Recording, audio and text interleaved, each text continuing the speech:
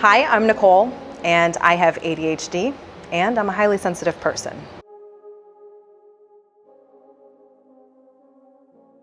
Before I worked with Mo, one of the big challenges in my life was figuring out how to take every different fragment of myself and put it into a cohesive person, which is truly who I am, and how to let each specific piece of me have the light of day with anybody that I interacted with. And I really wanted that to come through with my leadership style too.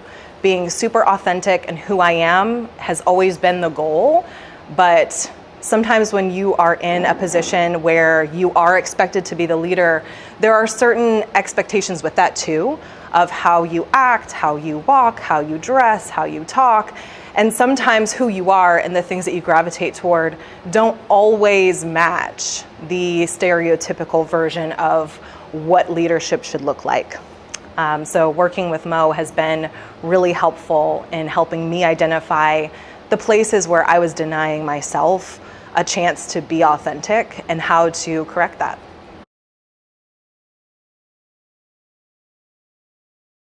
There's been so many things that are surprising to me, but I think the biggest thing that I was surprised about with working with Mo is that I've always been really self-aware on everything that I'm doing.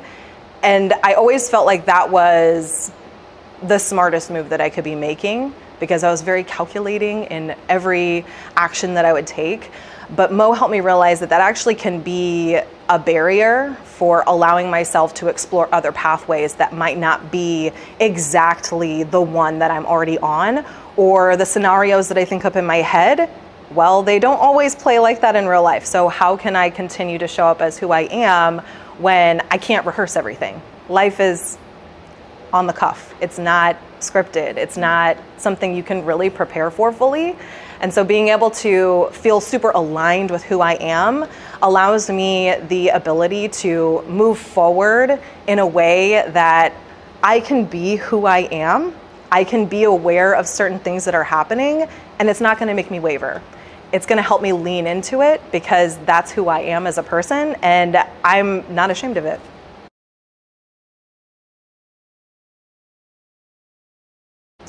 Some of the things that I've overcome include this detachment that I've had from myself. It's like I can be in my body, be in my mind, be in my heart when I'm talking to other people. And everything that I've gone through in my life, I feel like has really prepared me to relate to others. But what it doesn't do is allow me to relate to myself. And so I felt very detached and kind of watching my life happen instead of being fully in my body and being the main character in my own life. And now I am.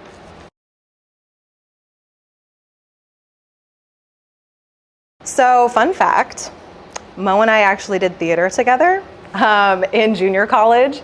And so I feel like kind of seeing each other in that space and then as creatives moving into the world of professionalism, so to speak, and adulthood, being able to see each, if you want to call it a phase, each little phase that we went through and then ending up where we are today, I feel like put me in a very unique spot where as a creative, as a leader, as a woman, as an ADHDer, as somebody who's highly sensitive, yes, if she makes up a word, I'm going to make up a word in response. Like we are very, I guess, call and response in that way. So we definitely understand each other and speak the same language.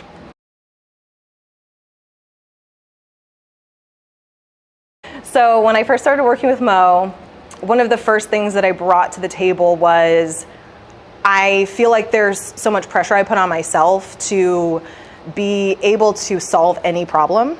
And so I came to this conclusion with her that sometimes the problems that we face are not meant for us to solve. Sometimes the problems that we face are not even our own problems, but in fact either belong to another person, an organization, a society, whatever it might be, and that some battles are not meant for me to fight. And I think that was huge for me to say, you know what? It's okay if I don't solve everything. It's okay if instead of thinking that it is a defect of mine that I can't somehow come through with a creative way to achieve whatever goal is in front of me, it's okay to say at some point, this goal isn't realistic, or this goal isn't really mine, or this goal doesn't belong to my journey. And being able to separate that was huge for me, because then it allowed me the brain space, the creative energy, the ability to problem solve on things that actually needed to get done by me.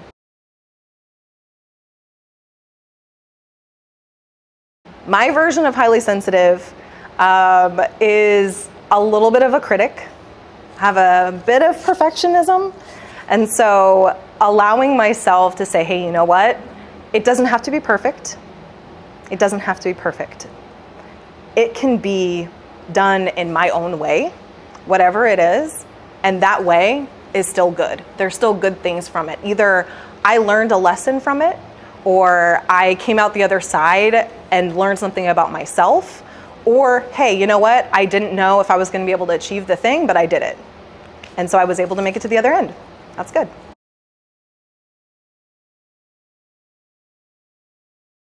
Being a woman, first of all, we don't really get a safe space to explore what we want to learn about ourselves as often. It's usually, hey, how can you service the world? How can you service your partner? How can you service your job, your bosses, your superiors? How can you help everyone else around you, instead of saying, hey, look, I'm a person too, and I have goals and I have dreams that I want to make happen, and I want to be that main character in my life that gets all the things that I want, and to go after it without feeling shame or like I'm being selfish, that it's okay to want things and it's okay to let yourself have them. I have experienced growth in how I give my energy. That's a big one for me.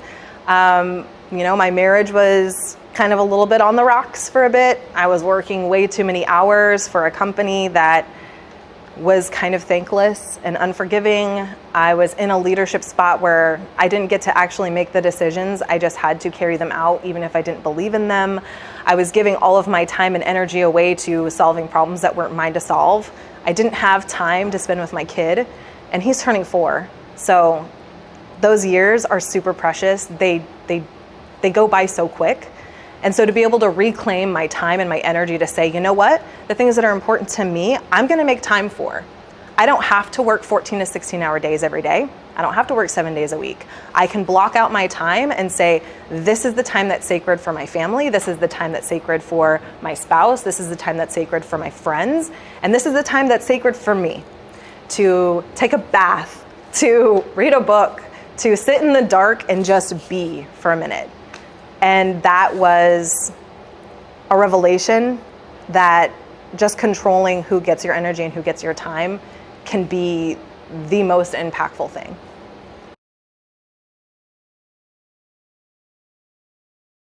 Anytime you're on a journey of self-discovery, you're bound to learn something new.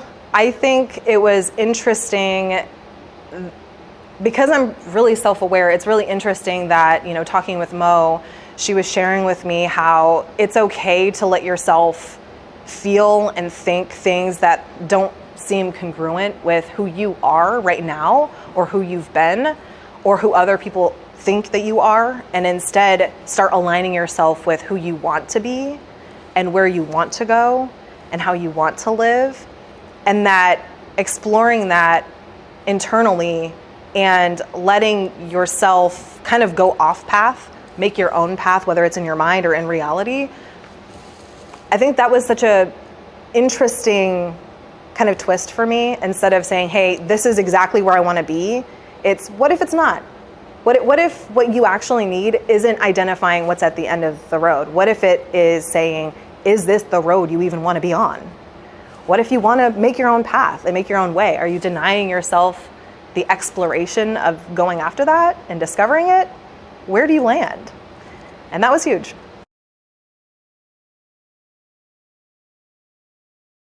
Everybody gets labels growing up. I was the goth kid, the theater kid, the music nerd, the book nerd, the person who didn't have friends, the person who never spoke. And all of those different phases or whatever of my life have led me down a pathway where I want to be in leadership, which totally doesn't make sense if you're the kid who doesn't speak and doesn't have friends and doesn't do things. But I feel like that is who I am. I love leadership. I love leading people, especially people who don't think that they can achieve things or don't know where they want to be, or they don't feel like they're fitting a mold of what success looks like. So being able to take all of those labels and rip them away and say, you know what? I can be all of those things. I can enjoy the macabre. I can enjoy my personal development books and have them live in the same body and in the same mind, and be okay with that.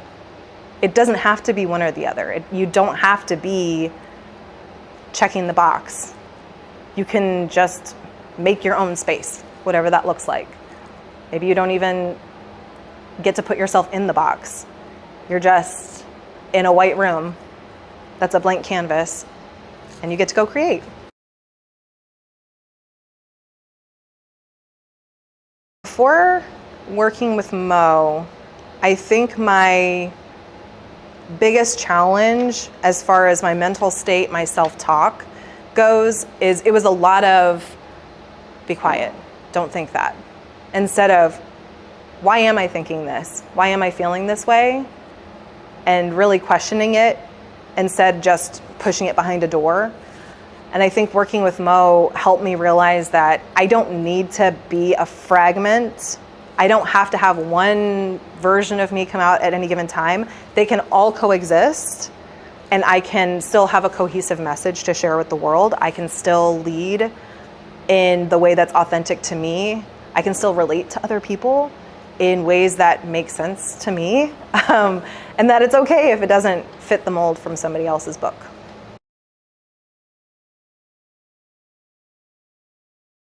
I've been told that I'm really aloof and I don't outwardly show my emotions the same way that a lot of highly sensitive people do. I internalize a lot of it. And I think I think a lot, so there's a revelation.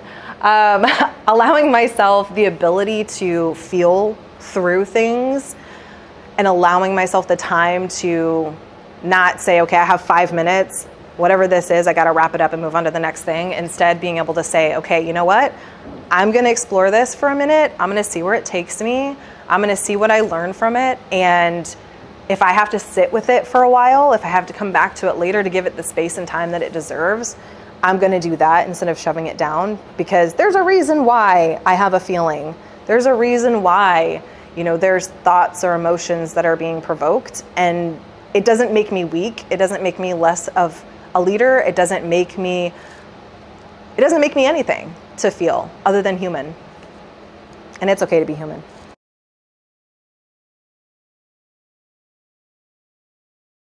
Being highly sensitive and being ADHD and being in leadership has made it very difficult for me to accept certain things about myself and about the thoughts that I have or the ideas that I have, or sometimes it would be to the point where I would even overthink, like, what do I wear? How do I present myself to a group of people that I'm meeting with? Instead of being able to say, you know what? These are the clothes that I picked out. I like them. I'm going to wear whatever's in my closet, because everything in my closet makes me feel good, because it's who I am and I resonate with them, instead of feeling like I have to put on a stuffy white shirt, which I'm way too messy for. Walking into a boardroom and putting on a facade of who I feel like those people want me to be in order to be respected, that I can be respected by just being real.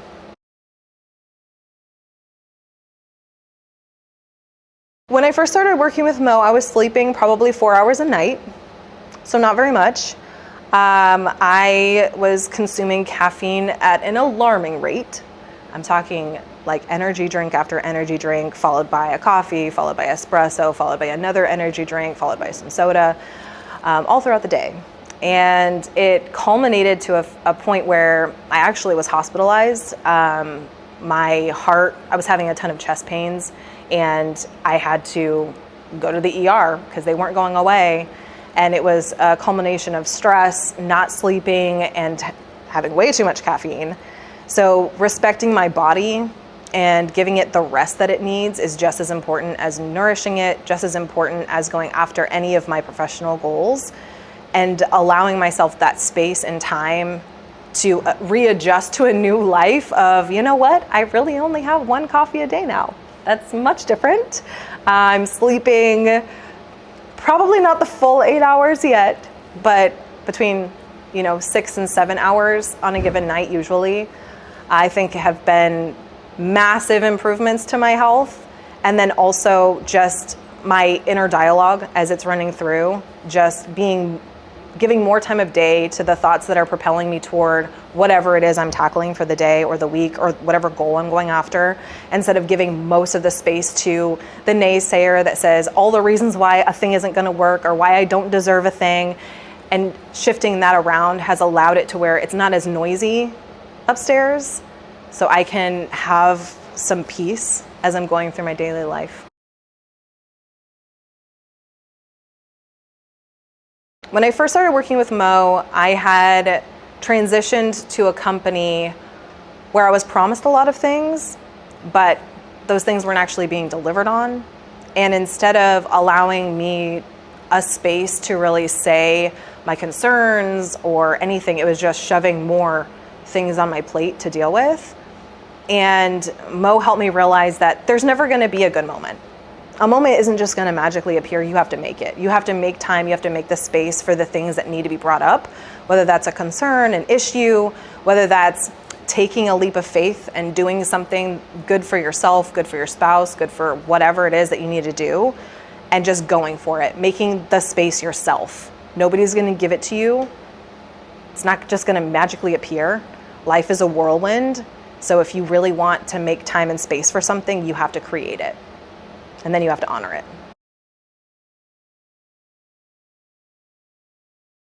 There was a moment in my sessions with Mo where I told her that on that day I was dopamine dressing.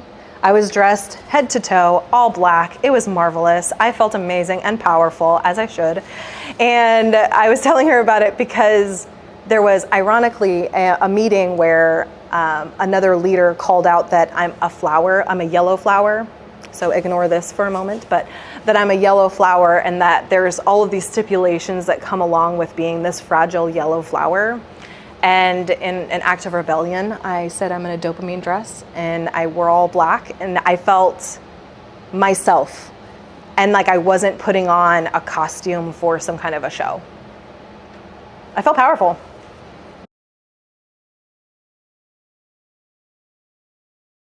I think my form of ADHD has been really helpful in just navigating ambiguity and taking things as they come instead of actually making time and space and having a lot of intentionality behind my day because I knew I could get it done. I'm creative. I'll make it happen. I'm resourceful. I'll make it happen.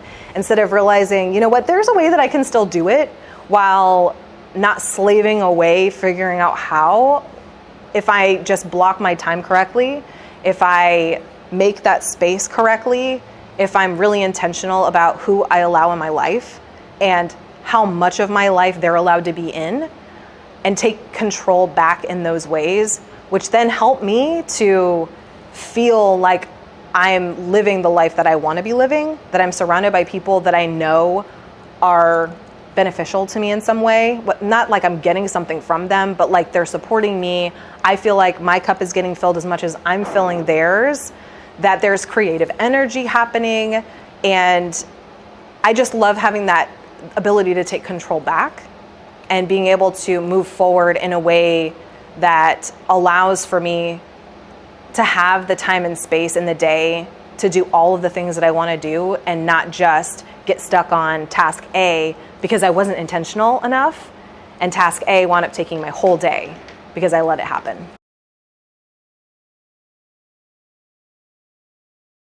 What I love about Mo is that she can sense things before you can sometimes about yourself. Like, you'll say something and she'll latch onto a certain word you've said, or there's a phrase that you've said and she's like, oh my gosh, let's talk about this for a while.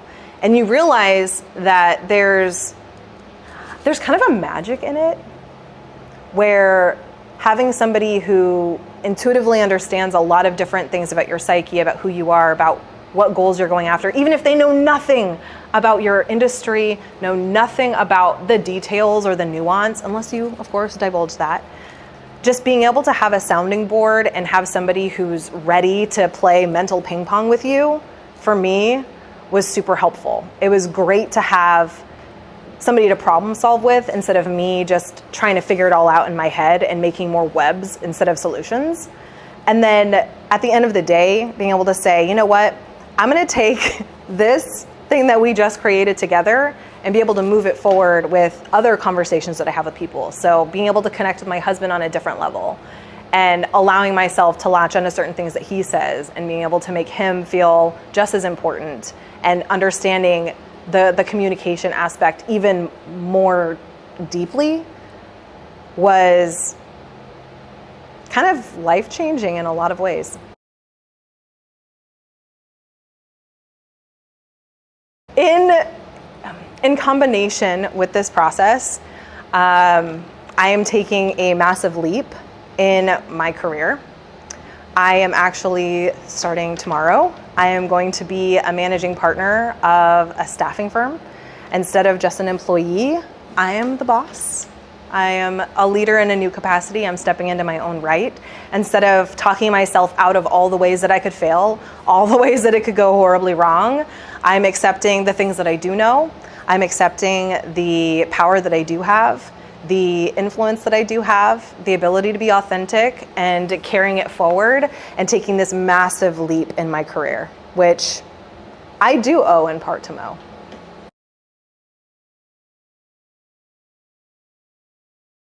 There's so many ways to impact the world if you're authentic.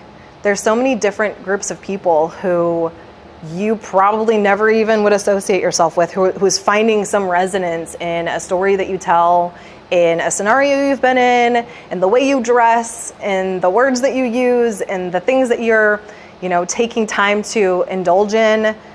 And I feel like, again, being in leadership and having the ability to work with teams of people, especially in the staffing industry, which is where I'm living for my profession, we touch lives every single day. We help businesses find people. We help people find career options. And being able to have that impact in a way where you're not just going through the motions, you're not just being transactional, but you're really taking a part in each of these stories and each of these people's lives and the business, what they're about, and marrying the two together. You're helping make matches where each match has the potential to completely change somebody's life and completely change the course of a business at the same time. And then taking into account that you're in a leadership role like myself, where you don't look or sound or act maybe the way that most other leaders do, that it's okay if you don't have your whole life, perfectly together. You don't have to be fitting into anybody else's idea of what that looks like. Just being yourself, I think, gives the world everything that they already need to know, because nobody else is you but you. If you're thinking about starting the program, there's something that you're latching onto. There's something that you're wanting that you haven't been able to get on your own. There's something that you're needing that you haven't been able to either identify or make happen for yourself. And the beauty of working with Mo is that it's all about making yourself the main character in your life. Being the main character of my life, it's everything. Going from somebody who watched life unfold from a 500-foot view instead of actually being in my body, it helps me make a bigger impact in everything that I'm doing. It helps me relate to more people. It helps me feel alive instead of like a shell of a person. Instead of scrolling through Instagram or TikTok and being like, man, I wish I could go on that vacation, or I wish my relationship looked like that, or I wish I could do crafts, I wish I could learn a new skill. Instead of saying those things, I can say, you know what, if I want to do something, I'm going to make the time and space to do it. I'm going to explore whatever craft or creative thing I want to do. And even if I'm not good at it on the first time, which is problematic for me, I can give it a go. I don't have to be perfect from the first try. I can give myself the time and space to explore, and everybody can benefit from being able to be in their mind, in their body at the same time, feeling super aligned with everything going on around them and through them to make life feel like life and not some mundane existence.